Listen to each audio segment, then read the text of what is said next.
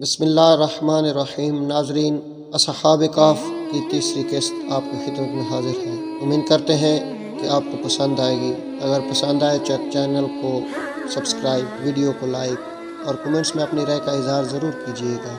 بادشاہ دقیانوس سال بھر میں ایک روز عید کا جشن منایا کرتا تھا اور چند دنوں پہلے سے اس کے لیے تیاریاں ہوا کرتی تھیں۔ دقیانوس نے اپنے ان 6 وزیروں کو بھی ایک ہفتہ پہلے مدعو کر دیا تھا کہ بروز عید ہمارے ساتھ شریک جشن ہوں۔ اب جب کہ عید کا روز ہوا تو نوجوان وزیروں کی تلاش ہوئی۔ معلوم ہوا کہ وہ 3 روز سے غائب ہیں اور کہیں ان کا پتہ نہیں۔ اتنا سنتے ہی دقیانوس غصے میں آ گیا اور غصے میں وہ اپنے جشن عید کو بھی بھول گیا، اور اسی وقت فوج و سپاہ کو حکم دیا کہ خود ہماری زیر کمان ہمارے ان باغیوں اور مفروروں کا تعاقب کریں، اور سب سے پہلے فوج رسانوں کی ایک فوج ہر 4 سمت روانہ کر دی جائے۔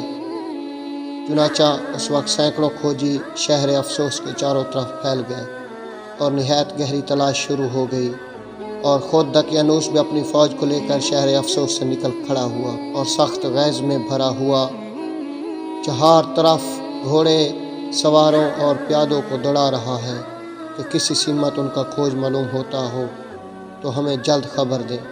کہ اتنے میں چند سوار دوڑے ہوئے آئے کہ فلاں مقام پر جو یہاں سے اتنی دور ہے، چند فوجی ان کے نقش قدم پہچانتے ہوئے حضور کے انتظار میں کھڑے ہیں۔ چنانچہ دقیانوس یہ سنتے ہی تمام فوج کو جلغار کا حکم دیتا ہے اور خود بھی ان کے آگے آگے اپنا گھوڑا دوڑائے چلا جاتا ہے۔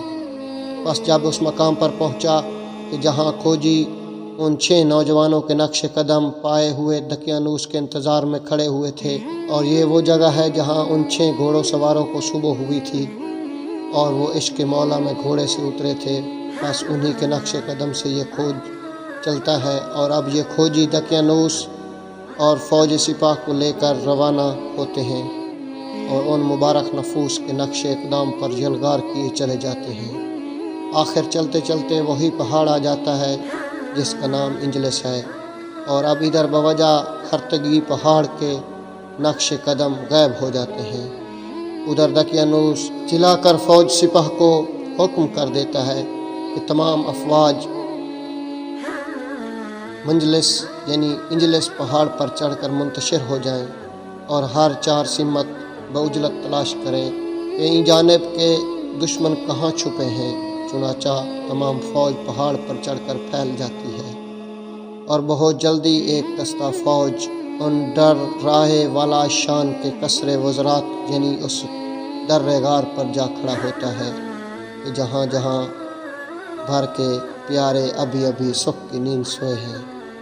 بس یہ خبر لگتے ہی دقیانوس اپنی فوج کے ہمراہ قہرہ کے عین موقع پر آ پہنچا اور اپنے دشمنوں کا عظیم الشان محاصرہ کرتے ہوئے محل وزرات کو چاروں طرف سے گھیر لیا۔ اس غار میں گھس گیا، مگر جس زور میں یہ داخل ہوتا ہے، قدم قدم پر وہ اتنی زور کمزور ہوتا چلا جاتا ہے کہ آخر یہ بدحواس ہو کر درمیان میں ہی کھڑا ہو جاتا ہے۔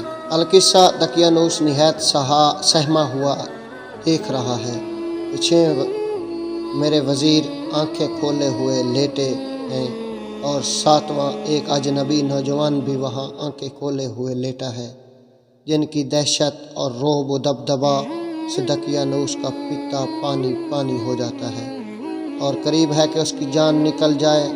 آخر جلدی سے یہ درے کے باہر آیا اور اپنی فوج و سپاہ کو وہ منہ دکھایا جیسے قبر کا مردہ تھوڑی دیر میں سنبھل کر اور اپنے حواس ٹھیک کر کے کہتا ہے، میرا یہی مقصد تھا کہ میں انہیں قید کروں، بس یہ خود بخود یہاں آ کر قید ہو گئے۔ اب مجھے کیا ضرورت ہے کہ میں ان کو کیا ستاؤں، کیا خوب۔ پھر کہتا ہے کہ اچھا اتنا کام ضرور کرو کہ مماروں کو بلا کر اس غار کا دروازہ بند کر دو۔ چنانچہ اسی وقت چونے اور پتھروں سے غار کا منہ بند کر دیا۔ جب وہ غار بند ہو گیا تو اب اطمینان پا کر دقیانوس چلتا ہے کہ آئے میرے مصاحبین، ان اصحاب غار سے کہہ دو کہ اگر سچائی پر ہیں تو اپنے آسمان خدا سے کہہ کر یہ درہ جو میں نے بند کر دیا ہے کھلوا لیں۔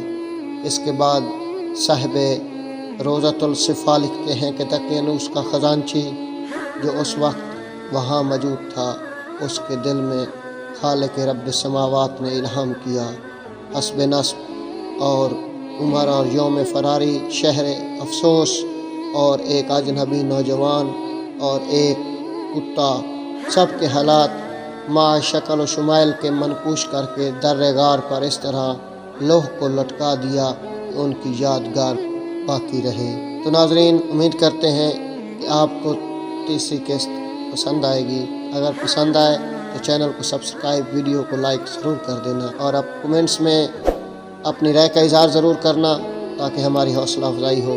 آپ کی حوصلہ افزائی سے ہمارے حوصلے بلند ہو جاتے ہیں۔ اگلے ایپیسوڈ تک اجازت دیجیے۔ اللہ حافظ۔